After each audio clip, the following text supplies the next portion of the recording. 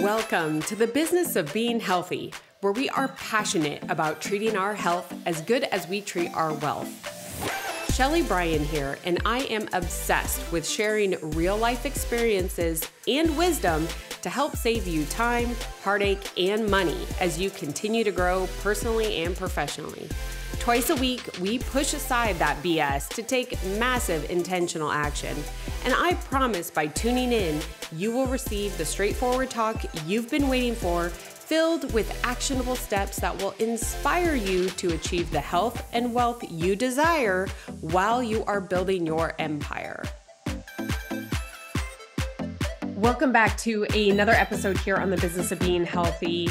Today's guest is one that I think we got connected on social media, but we had a call and it was like, oh my gosh, I love what you do. Oh my gosh, I love what you do. This is so great. So relatable. It was just one of those that immediately I had to have Lia on the show. So I am incredibly honored to welcome Lia Garvin, who is a best-selling author of Unstuck. She's a TEDx speaker. She's host of a top podcast, Managing Made Simple, and team operations consultant with experience in leading, maybe some brands that you could hear like Google, Microsoft, Apple, Bank of America.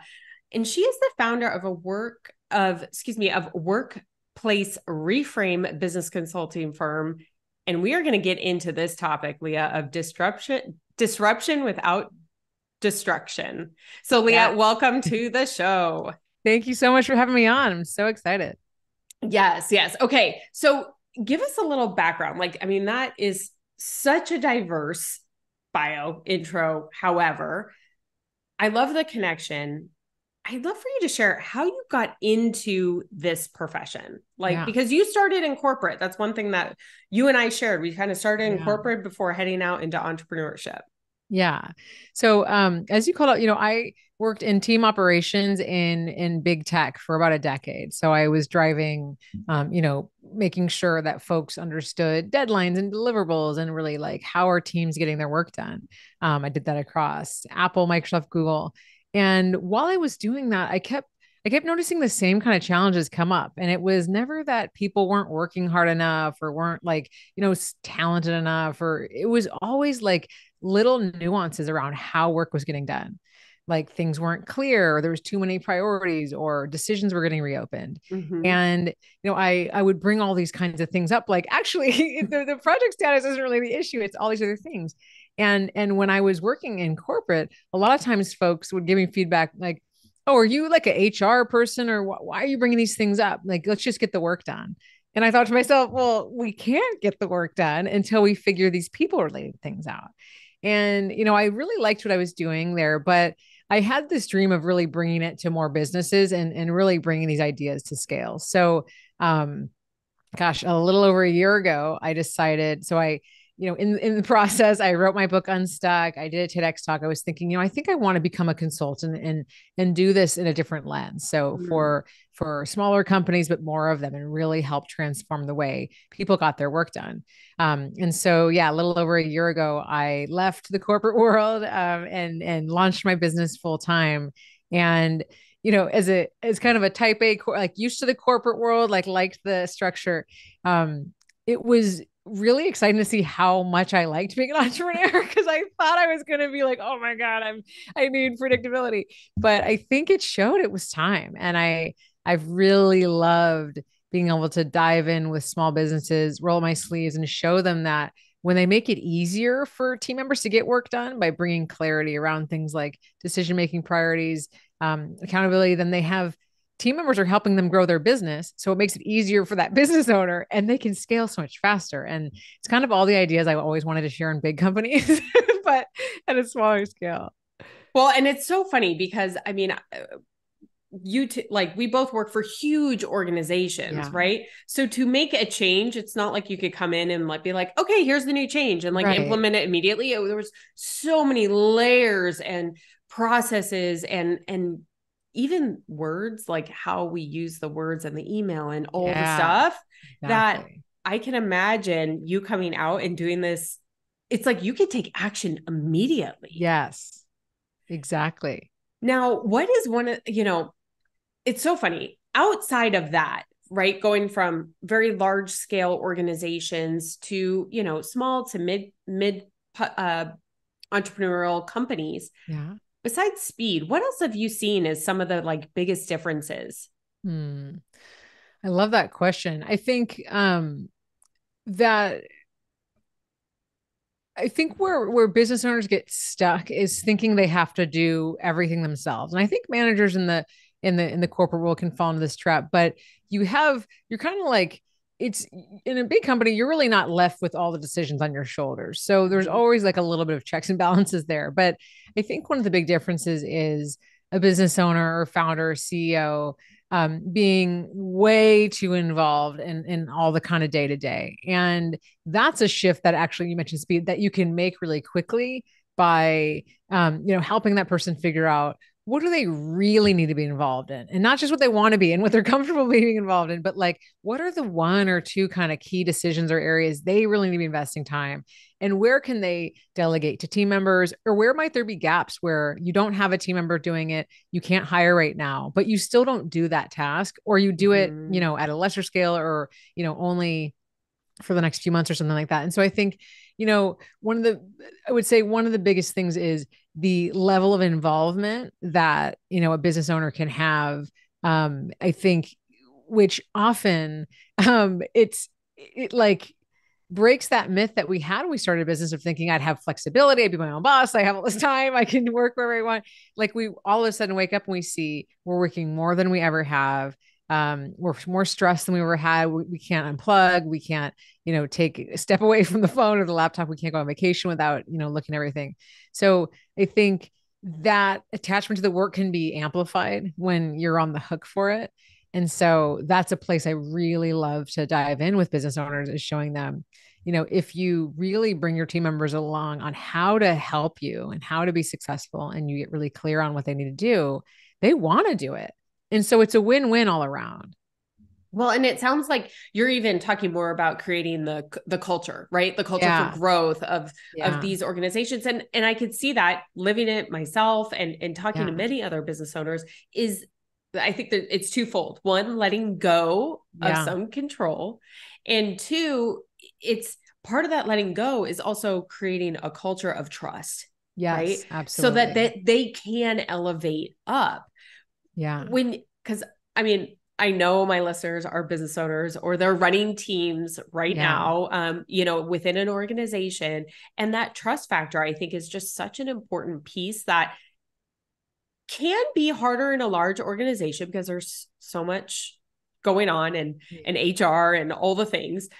But in the small one, how can you help, smaller business owners really create that culture of trust through, um, different operations? Yeah. I love the question. And you called it out exactly. It is about trust. I mean, I think it's funny. I had an episode today on my podcast around letting go. And a big thing is we don't always realize that it's about trust. We think, well, I hired great people. I like my team members. They're awesome. But when we are not letting go of things, there is a trust thing. Maybe we don't trust ourselves that we've hired the right people, we've set expectations, or maybe we're not good at delegating. So it's exactly what you called out. And I think a couple of things I recommend to folks to build trust are, it can sound kind of tactical, but setting really clear expectations, that gets all the stuff out of your head of like, I wish they would just do it my way, or I wish they could read my mind, or why isn't it going this way? If you set that up front, and you share, hey, here's what I need done. Here's when I want to check in on it to see progress. Here's what done looks like. Here's what a great job looks like. Here's where I want to be involved. Here's where you can drive. When you map all that out, then you have something to check back in on. And I think a lot of the trust issues are because we didn't set that expectation. And then we're checking with our team members and they're like, well, you asked me to do this thing. Why are you always asking me? Like, what's going on with it? It's because we didn't set any parameters on it. And so when I work with business owners and through my program, the Ops Playbook, we map out what all of these different things are. Norms around decision making. How do we want to delegate? What are little expectations we want to have in our company so that you as a business owner feel like you've set it and now you can let go and build that trust. And it's funny, I heard the business consultant, like a real kind of founding thinker in organizational development, Ed Shine, had this saying that, trust is based on predictability. And that was a really kind of eye opening for me. I kind of thought it was based on, yeah, you build a relationship and you care about someone, but actually, we trust is really that we know what to expect. And we know, if our manager says this thing and we do it, then that is still success, right? It's not a moving goalpost. And that's how you do build a relationship, because hey, when I ask a question and they're not going to shoot me down, or it's not going to be okay this time versus that time. So setting expectations, making things really clear. That's why I create a playbook for teams on how do we work in this company, because that's the thing that you go back to and you build that predictability around. I really love what you shared from this thought leader, because I do think predictability, expectations is super, super important. And the playbook sounds like it's like a no-brainer. And I think it's twofold, especially for business owners, right? Because if you came from a corporate setting, you maybe had people that were reporting to you, and then you had to report to other people. Yeah. But at the end of the day, it wasn't like your baby, right? Yeah, That you created exactly. from nothing. So the emotional attachment wasn't as great. Whereas a business owner, that's your baby, right? Yeah. And so I think setting the expectation is paramount whenever there is an issue, even in any relationship, husband and wife, Yeah. friends, business owner, Yeah. business owner to employee, same thing. It all comes down to those expectations. But one thing that I think often gets overlooked, and I want you to maybe share some thoughts on this, is the business owner, they have to set and meet their expectations too. Right? Because Yes. we expect so much from our team, but if we're not leading in a way that they trust, Yeah. their deliverable is dependent upon us getting them what they need. And if we Yeah. don't deliver, then they can't do it. So I think that Yeah. it's a lot Such a good bigger. point. Oh my God, yes. And that's one of the biggest things. It's devastating when I hear from business owners saying, like, I know I'm getting in the way. Like, I am the bottleneck. I don't know how to get out from under there. Like, I'm letting my team down. I feel like, I'm worried that I can't give raises or bonuses or hire more people. Like, there is so much of that. And like you say, as a business owner, there's all these expectations on you, some of which you put on yourself, maybe, some from investors, then your employees. So it can feel like so much. And that's why it's like we can't carry all that in our head. I mean, you cannot, do not try. And when I talk about operation, I know you and I talked about this in our, meeting a few weeks ago, is like when, if like you have the why and the what as the business owner, you're the visionary, but you absolutely have to map out the how. And whatever that looks like, if it's a playbook, fine. If it's something else, great. But you like that all has to come together so that even you for yourself, as you say, if you're a solopreneur or as the business owner, you have to see, is this something that I actually am working towards? Am I even working on that path? Do I have the right people in place? Do I have the right systems? Do I have, do I need a business loan to cover this? Whatever it is. But when we're thinking like, I'm just going to run fast and figure out as I go, you can make so many missteps that would just save you so much time and money if you had actually thought about it. And I was meeting with a woman that's a virtual CFO this week, and she made the point, minutes are money. And when she lifts like the curtain or goes under the hood or whatever in a business, usually the things that are costing the most money and really kind of like, kind of burning the candle on both ends are inefficient team operations and like duplication of efforts, or folks not understanding how work gets done. Or, I always see meetings that are really unclear, run over. There's these little shifts that if we kind of clean up all that, you're now able to reinvest thousands of dollars a month in your business. Oh my gosh, meetings for meetings, like meetings Yeah. to plan meetings. I remember those, and I'd be Right. like, is this, are we earning bonuses like based Right. upon how many meetings we have? I was like, I what is know. going on here? How are we Yeah. making money? Yeah. I totally remember this. So that story definitely resonates with me from Yeah. the corporate world. You know, one thing that I know that you love to help business owners with is creating strategies for building a great team for doing more with less. Yeah. I mean, sign me up. So take us through that Yeah. process. Yeah. I mean, right now, that's really everyone's goal, right? Between having to, figure out an uncertain economy and we're kind of always expect to be growing and, interest rates are high, like whatever's going on, we're always going to have to be doing more with less. And as a business owner, that's probably not new at all, but it's like it's being talked about now more than ever. Mm-hmm. And when I talk about how to do more with less, my goal is to help teams make it easier for work to get done because when work is easy, we can do it faster, we can do more of it. And it's not about burning people out. It's not about, just saying, hey, too bad, a team member left. Now you're doing two jobs, deal with it, suck it up. No, because we know people are quitting at higher rates than ever. Like you can't get Mm-hmm. people to stick around if they don't want to do it. So it's not about that. But what keeps people staying and motivated is, things like really appreciating recognition, giving positive feedback, helping people see what is their career path. And so the kind of foundation of the team operations work I do is helping that business owner communicate their care for the team and what's in it for the team and how they are invested in their success. And when we roll out something like a playbook, it's not positioned as we're going to whip everything into shape or something. No, it's like, hey, we've created a tool to help you be successful so that you understand, how your role fits into the bigger picture, that you are a really key piece in growing the business, how that looks, how you're going to be rewarded based on that, and how that works with how you're evaluated. And when team members see this, now they're bought in and they're invested. And I've seen it switch like a light switch that they go from thinking like, I'm just, here to get a paycheck to seeing like, oh, I can bring ideas about how to grow the business. Mm-hmm. One company I was working with literally is a PR company and her account managers, they were doing an awesome job at getting media wins and placements. But the business owner was doing all the heavy lifting on sales and client bringing in new clients. So we set an expectation with the account managers and said, hey, part of your job is client retention and getting new clients. And so when you are in meetings with the clients talking about, hey, let's look ahead 6 months and see what events are coming up or things that would really help grow your business.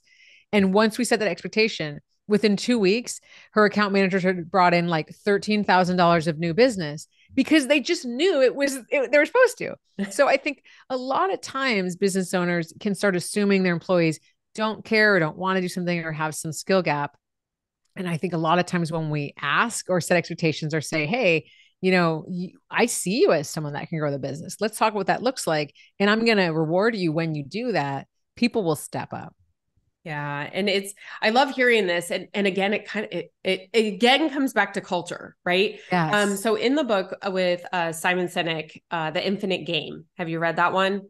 Not that one, but I've read So his book. great. Yeah. I'll link it in Yeah. the notes. You guys Yes. have to read this book. He talks about his just cause, and the just cause is like the visionary of the organization. It's Yes. it's bigger, right? Like using Walmart as one of the examples is Yeah. bringing value-based like products to everybody, right? That he could Yeah. do it. Well, and please forgive me, I forget I could see the name, but I cannot remember who created Walmart, and I should know this. Oh, Sam Walton, I Thank think. you, Yeah. Walton. I was like, Yeah. I was like, it's Walmart, so Well, it's like it has to like go awesome. in there. Anyways, thank you, listeners, for sticking with me through that. Is once he stepped down and a new CEO came in, you saw like a full shift in the way that the Yeah. just cause was spoken to publicly, right? And in a public Mhm. company at that point, it's all about profits and market share and Yeah. revenue. And it was all numbers. And the culture died where they had to bring him back. They had to bring him back to turn the company around. Oh, This wow. happened with, oh my gosh, I mean, there were so many examples like Walt Disney, same Yeah. thing. You know, Yeah. when we are here to do business. We are here to solve problems, change the world with our business, but we're also here to make money. And there's Yeah. nothing wrong with that. And so Yeah. while that is important to rally a team, it has to be bigger than the revenue and the profits and the market share. Exactly. And that's something I know Gary Vee talks a lot about, right? And his content is like, hey, your employees are never going to care as much about the business as you. So you can't just rally them around making money because that's really just like you making more money. And you're like, well, people are on to that. So, like you say, people have to be invested in a sense of purpose, meaning, feeling like their career goals can be met. And you don't have to be doing, your company doesn't have to be, saving the world or something to give people meaning. They just have to feel personally appreciated, like their skills are valued, that they're solving interesting problems, that someone cares about their success, that, when, they work hard, it gets noticed. Like those are the things that make you want to stay. And so if we're doing those things as leaders, now we have team members that are invested, they're working harder. And back to your question, they're able to do more because they're putting more effort in. And Yep. like as business owners, we all know the feeling when you want to work 24 hours a day because you are so freaking excited about the business. And we also know, the feeling of when you're completely exhausted and you're like, I don't ever want to think about that again. Right. And so like I think we can get our team members closer to being in that excitement zone, being in that flow state when they see that they're part of something bigger than themselves and their role. Yeah. Yeah. And this is something, it's so funny. Reading that book, I called one of my friends that's still in the pharmaceutical industry. And I was like, I just wish these head organizations would read this book and like Yeah. implement it, because not that it's easy. I'm not saying it's that easy. Please don't take it that way. That being said, this is as organizations grow and there's so many people, it becomes harder. And Yeah. so by setting this foundation when you're small and not letting go of it, whether the company goes public or whether Yeah. you scale to such a great level, you have to remember where you started. And it's Yeah. like making and helping people feel like they are part of the team, like they are truly valued and heard and Yeah. cared for. I mean, at the end of the day, we're making money so like they can provide. If we do better as a company, everyone can provide for their family at a greater Yeah. level. Exactly. And we can't Right. lose focus of that. So I really love No. that. And you're so right on it being the culture because that's the thing that is established at the beginning. And like you say, that sticks with a company. And it's felt long beyond, the founding moments of it. And so if you really get it right, like that can really be sustained. And I've seen teams that, had a really strong culture before the pandemic. Things were really, folks were working from home, but like people really wanted to be working together. They had a really cohesive team. And that team is one that I consult with still in big tech. It's the only team that I have seen literally where every team ever wants to go in 5 days a week and see each other. Like it's shocking. It's like, Oh, I wow, like love this is that. unheard of. That so, but because they did so much work on investing in the culture, on investing in really making sure everybody felt supported, everybody could share their ideas. They're still working at like a very fast pace, very high stakes, like new technology. They're not just chilling, right? Like they're working very hard. There's high expectations and they're supported. And so, like you say, I think the more entrepreneurs, small business owners are really leaning into some of these like leadership qualities that we only wish big companies could be adopting, they're Yeah. going to be setting the tone for the next generation of great huge companies. And I think we're in a really awesome moment where there's more of an understanding and appreciation because of folks like Simon Sinek and Adam Grant and others that really paint the picture of teams like can be extremely successful and profitable and extremely high functioning, psychological safety, all that good stuff. That can be the same team if you do these certain things. Yeah. And when you're the decision maker in your company, you can literally implement all that like today. And the thing is that you don't have to do it alone, Yeah. right? Because like it's a lot. Like Yeah. we're not sitting here just being like, oh yeah, just do this, create the great culture. It's so easy. And then everybody will be Yeah. happy and the company wins and everyone wins. It Yeah. takes work. I mean, it Yeah. takes hard work, but it is such valuable work. This Yeah. is like where I think that the true value can come into it. And Yeah. think about like the increased production you can get from a team that feels valued versus one that feels like a Exactly. number. I saw it Exactly. firsthand with one organization that I started with at like 200 million. And I stayed with them till they got to over 2.2 billion. And the growth was phenomenal to watch, but the culture decreased with the Mhm. growth. Like they had an Yeah. inverse relationship. And it was something, it broke my heart, Yeah. from the worldwide president knowing me could say my husband's name, my kid's name, to the worldwide president just knowing I ride horses. Like that's it, not really knowing my Yeah. name. Like those are qualities that ultimately the company plateaued. They had to do like a big reorg, like all this thing. Like, and I Yeah. could see, now that I'm outside, you can see it. And I Yeah. think it's even Yeah. studying these organizations and pulling, like, it's just like podcasting. You pull the best like pull what you Mhm. can learn, the lessons, Yeah. good, bad, or indifferent, Yeah. but pull these lessons and apply them. Is there anything that you have seen with someone that's maybe struggling, right? Creating that culture, Yeah. let's say, to thrive, to grow, to scale. Is there any like commonalities that you see of struggles? Yeah, I think a big one is, and I'm just going to call it like a lack of self-awareness and taking responsibility for how you're showing up as a leader. Okay. And I think my guess is as the company you described grew and grew, there was a little bit less of that because financially they're doing well. And so they think everything's fine. And I think a lot of times when I see a company really struggling, that founder, that entrepreneur, that CEO is doing a lot of blaming other things. Like it's because this thing went wrong, or I don't have the right people, or this didn't. And they're actually not doing like taking stock of how they're showing up as a leader and how, what are they doing, like we talked about, to delegate, to empower folks, to really be focusing on the right things.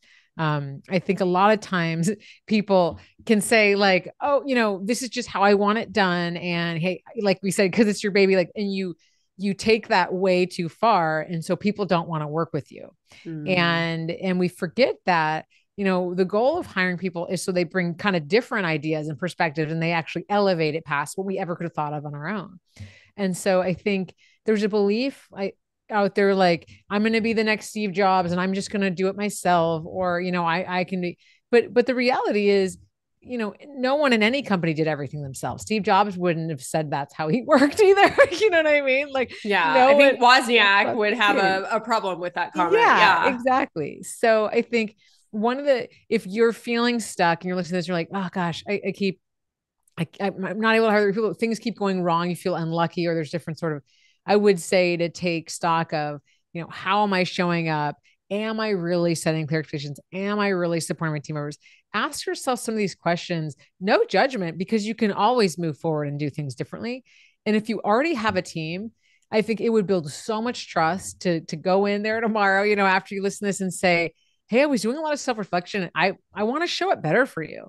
Like I'm open to feedback. Here's what I'm working on. I always suggest when you share feedback, you put something forward so everyone's like, well, not like, what are you talking about? So you say like, I'm working on these three things. I'm working on delegating better. I'm working on setting clear priorities, and I'm working on giving more recognition.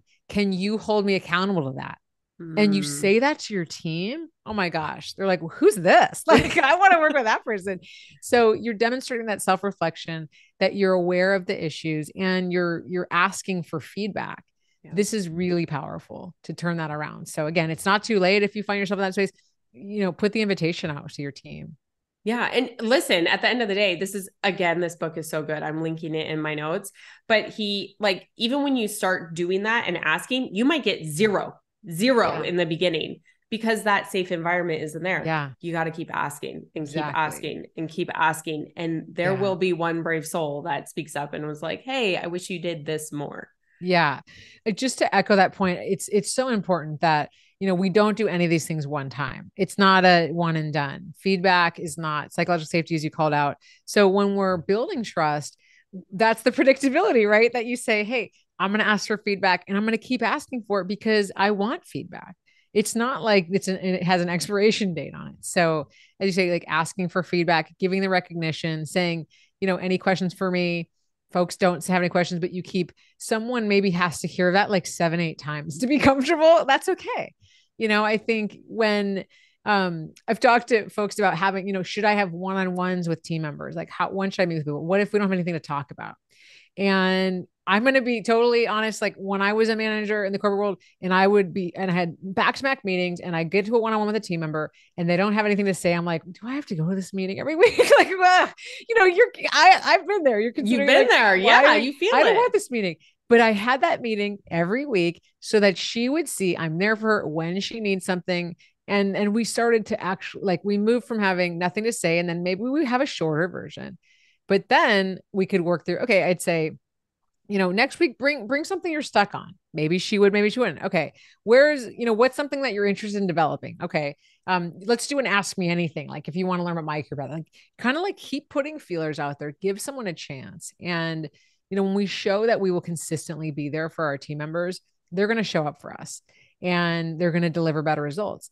If we cancel the meeting, we show them that we don't care about them. Like literally, we say, I don't want to talk to you. I don't have time for you.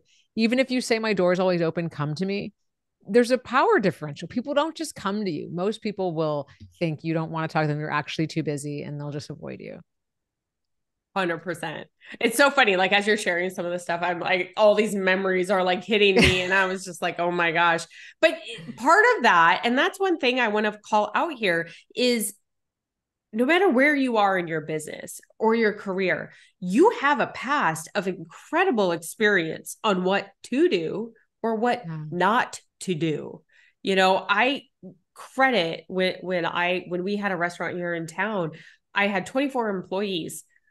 I don't want to do that again. I don't recommend that to anybody, but no, I'm just kidding. But I learned how to create a good culture based upon the bad culture that I was in. And so I just want to say, like, if you're like, I don't know how to do it, look to your past. What did you like about some of your past leaders? What did you not like? What do you wish they did more? How did you feel best supported? And it might even be asking them, but you have like we all have such a wealth of experience from our past that we can lean on in that time when we're like, I don't know what to do, like how to do it. Yeah, absolutely. And I say that to folks that are thinking about, a career pivot or, starting a business and they feel like, well, I'm so new. I don't have anything to bring. It's like exactly your point. Everything you've done up to this point is something that will fuel like why you're going to be successful in this next thing or why you're going to learn something or it's going to help make you decide what you want to be doing. I think we often just believe we're starting from day zero, like we hatch out of an egg when we start something new, and all that really varied experience is going to make your thing unique. Same thing if you're entering in a really crowded space, that can make you feel like, oh, I can't add anything new here, but you don't have the same background as anybody else doing it. You don't have the same path. You don't have the same perspectives. You don't have the same learnings and the same, it didn't affect you the same way as someone else. And so leaning on that and exactly the questions. I love that, asking what worked about this, what didn't, what it resonated with me, what did other people feel like. Really asking these kind of open-ended exploratory questions is going to help you figure out, as you call out, how you want to show up as a leader, how to build a culture, how to approach a pivot, how to approach differentiating yourself in the market, all of those things. So important. All right, we have to talk about this topic of disruption without destruction. Yes. What is that? How do you do this? Let's talk about this. Yeah. So, okay. So I mentioned, in my corporate days, when I'd bring up like, let's look at this differently, or let's kind of rethink how we set up, team process and make it more simple and make it, a lot of times I think that was viewed as, rocking the boat too much or almost destructive. Mm-hmm. And it was really, kind of devastating because none of the stuff we're talking about is destructive at all. It's actually very helpful. Very helpful. When you're operating within, the existing structures and processes and things in place, it can be looked at as really, it's not, it doesn't belong there in a sense, or it should, but it's looked at as, destructive in a sense. Mm-hmm. And so when I was thinking about how do I want to approach my business, you still need to disrupt how you're working, how you're thinking, the places that you're stuck, but really reminding folks it's not destructive. And so disruption without destruction also reminds folks it's often really simple shifts that have the biggest impact. And so we talked about meetings a few minutes ago, like how expensive meetings that run on or have no purpose are.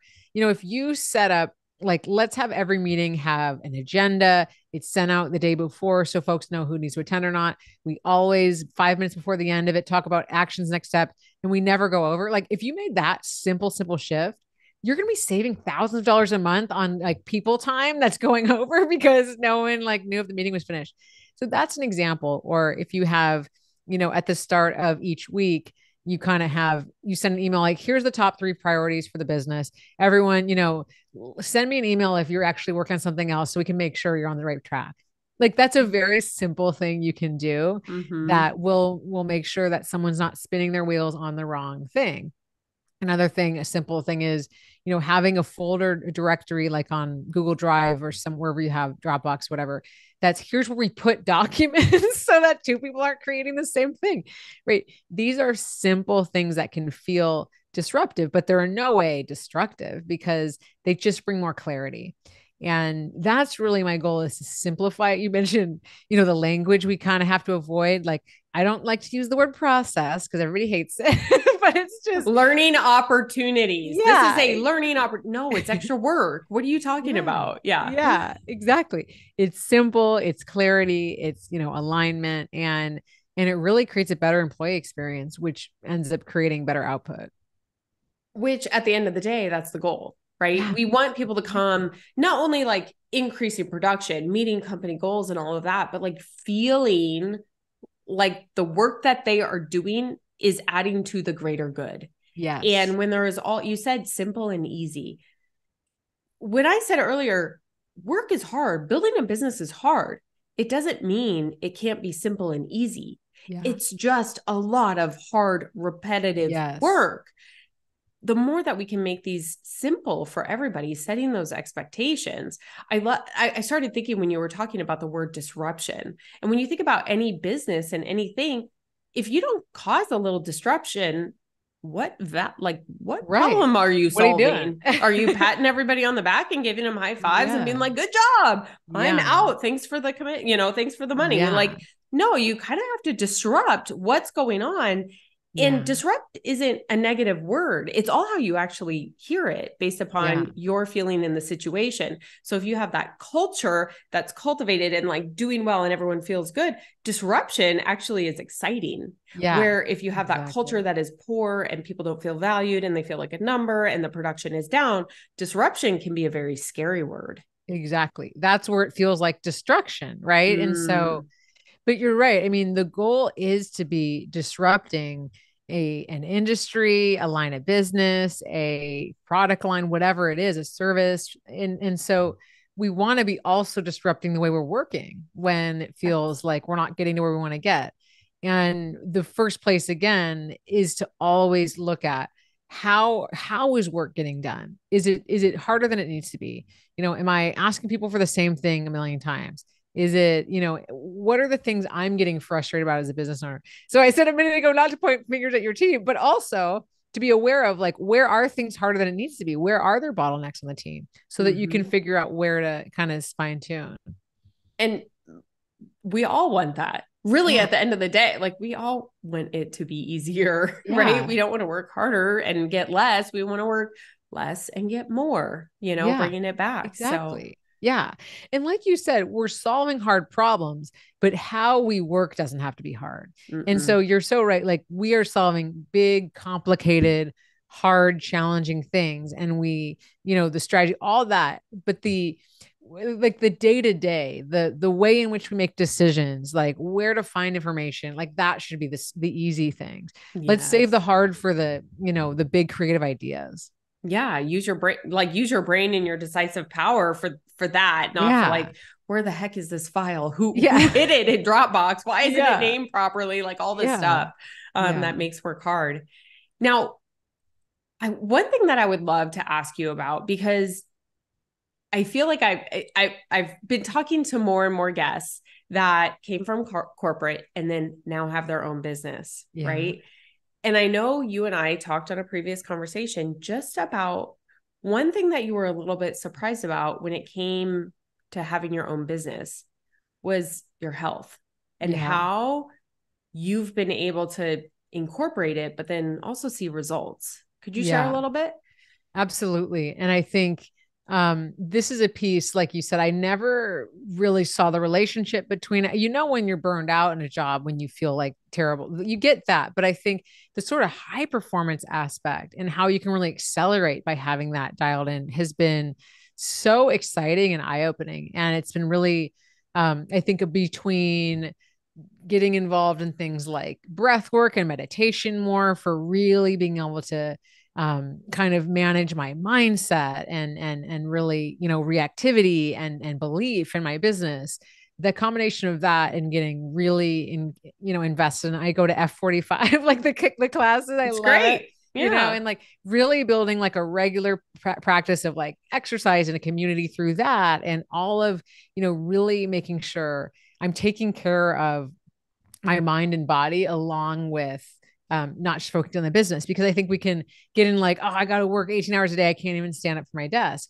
And I find, I have a walking desk. I like, so I can put my desk higher. I can walk when I'm just doing heads down work. I take walks outside. I go to the class every morning. And I think and then I do breath work and meditation. Like this, focusing on the whole thing allows you to be so much more resilient to setbacks, not thinking that every email is going to like life or death. Like, oh God, if a client, doesn't sign with you, it's not like you're the worthless loser, like you just build up so much capacity for the ebbs and flows of entrepreneurship. And, I think, I feel really fortunate to have kind of found things like I had a little bit of practice of meditation, but finding breath work and some more of the more kind of holistic mindset work pretty early on, because I think, I don't know if I would have had the same reaction about building my business if I didn't have that. And if I Mhm. wasn't moving my body every day and being active and feeling really strong and centered and grounded. Because Yeah. like we said, this stuff is really hard. It is overwhelming at times. And we have to have our stress management tools and our go-tos for, what do I need to do today to feel like I can tackle everything that's coming. And I think a lot of, like, I go to class at 6 every morning because that's like this tone I want to set for the day. That I Mm. woke up, even when I was tired, I got in there and I like crushed it. And now I'm ready for the day. And if you're not a morning person, maybe you have a different, like, schedule, whatever. But like, I think getting that consistency, that also has helped me really show up for my business too.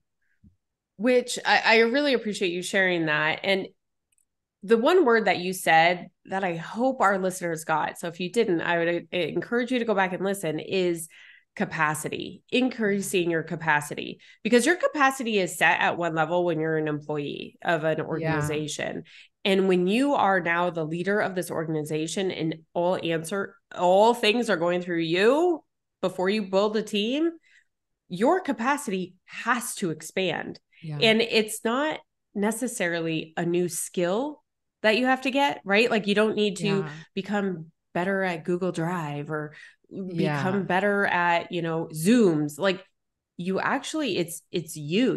investing in you increases your capacity. Yeah. And I love it. It's like effort, you got to find what works for you. Yeah. But those things being a stress reliever as well as increasing your capacity to perform, because it's Yeah. you now, Yeah. right? I mean, everything's on you. Exactly. Exactly. And like, I love that you call that out, that it's not something that you just say, I'm going to increase my capacity now, that it comes through, really creating that space and um, that regular, like reinvesting in it.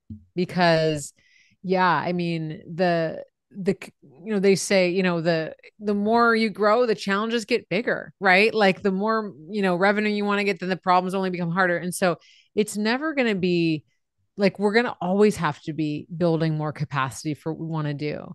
And if we haven't figured out, well, what are the things that I have to do every day? Sometimes it's, for some folks, it's a morning routine, for other folks it's whatever. But really knowing that and being pretty protective of that time, and saying, hey, this is, maybe you have to say to a partner or, family or friends, like, this is kind of my non-negotiable time. And, I'm going to, I need to be, taking this time to do this regardless of what else is going on. Mm-hmm. Because when we start giving up, and I think especially for women business owners, if you're a mother, like you've all these things that are pulling different ways, I hear a lot of times from folks that, like, I don't have time to do everything I'm pulling. And I get that. And so I think setting boundaries, figuring out what's the support that you need. Do you need to have a babysitter come in? You know what I mean? Like 1 hour in the evening. Do you need to do meal delivery? Do you need something so that you are able to reclaim some of that time that helps you feel really strong and build that capacity? I mean, seriously, Leah, like, thank you so much for calling that out, because time is probably the biggest most often excuse that is succumbed to, Yeah. right? Is I don't have time, or I'll do it when. Yeah. And when never comes. Yeah. It's setting it there. And it could, I know that you called out like family members, your spouse or whoever you're with. Yeah. It's also your business. Like, hey, I don't Mhm. take meetings past 4 o'clock. Yes. Clients, I don't take meetings past 4 o'clock, because you don't have to give them a reason, but you Right. know, this is your time to now go change and go to the gym on your way home, or Yeah. whatever it is that you Exactly. go to your F45 class, go to your Yeah. dance hip hop class, like Yeah. whatever it is, but that's yours, and put it on that schedule. I mean, that's, again, showing up as a leader, creating a culture. You investing in you is only going to reap incredible dividends. And Yeah. I love that you shared this, because you just did it. You just, have built this business and saw the effects of Yeah. investing in yourself. Yeah. And like you called out, being, having those time boundaries. I've coached a lot of business owners through, having every minute of the day available for meetings, which is like, having this scarcity mindset that if I'm not available, then I'm going to lose business, or people are going to, it's like, it actually has the opposite effect. If you're always available, people might think kind of like, you must not be that busy. It kind of sends a message, or it sends a message that your time isn't valuable. And Mm-hmm. so it's really actually like the relationship that your client wants to have is with someone that sets boundaries and does high quality work, and also is, respects themselves and is respected by their clients. Right. So I think, setting those boundaries, figuring out, what does that time look like, and not being afraid to, be really clear on that is really important, because that scarcity mindset starts getting in your head. It starts becoming the reason things didn't work out, when it has nothing to do with it. Like, oh, it's because I wasn't available. It's because I had this word in the contract that they didn't like. It's because of this. We make these reasons, and that's actually, things have nothing to do with those things. It's because we believed that, like, we created this problem for ourselves. So Yeah. boundaries are really a remedy for that. Yeah. No, I love that. I love that. Well, Leah, I got to tell you, this conversation has been so much fun. So I much know that fun. I pulled a bunch of memories. I pulled a lot of tips from you, and I'd love for you to just share, where's the best place for everyone to follow along with you? Yeah. So I'd say on my website at liagarvin.com. So that's liagarvin.com. And there you can learn more about the ops playbook, other work that I do with teams. I do workshops, one-on-one coaching, group coaching, and build out this team operations playbook for small businesses. Or you can follow me on Instagram at lia.garvin, or message me on LinkedIn. Same thing, LinkedIn/liagarvin. I love it. I love it. Okay. I will link everything in the notes. Leah, thank you again. Like, you are a wealth of knowledge, and you just poured your heart into this show. And so we thank you, and can't wait to keep following along to see all the great things that you're going to do. Thank you so much. Look forward to talking more soon.